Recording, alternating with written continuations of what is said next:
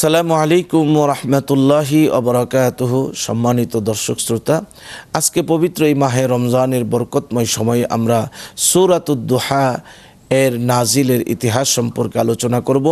সূরাতুদ দুহা আল্লাহ পাক রব্বুল আলামিন মক্কায় অবতীর্ণ করেছেন এবং এই সূরায় 11টি আয়াতে কারিমা রয়েছে। হযরত যায়েদ ইবনে আরকাম রাদিয়াল্লাহু তাআলা আনহু থেকে বর্ণিত, তিনি বলেন, কিছুদিন যাবৎ রাসূল করিম সাল্লাল্লাহু আলাইহি ওয়াসাল্লামের নিকট ওহী নাজিল হওয়া বন্ধ ছিল। তখন আবু লাহাবের স্ত্রী উম্মে জামিল রাসূল করিম সাল্লাল্লাহু আলাইহি ওয়াসাল্লামকে বলে, মনে হচ্ছে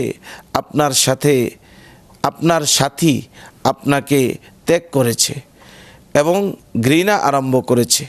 তারই জবাবে আল্লাহ পাক রব্বুল আলামিন এই সূরাটি নাজিল করেন, ওয়াদ-দুহা ওয়াল-লাইলি ইযা সাজা মা ওয়াদ্দাআকা রাব্বুকা ওয়া মা ক্বালা। শপথ দিনের আলোর এবং রাত্রির যখন তা গভীর হয়, আপনার পালনকর্তা আপনাকে ত্যাগ করেননি এবং বিরূপ হননি। আল্লাহ তাআলা আমাদেরকে বিষয়টুকু বোঝার তৌফিক দান করুন।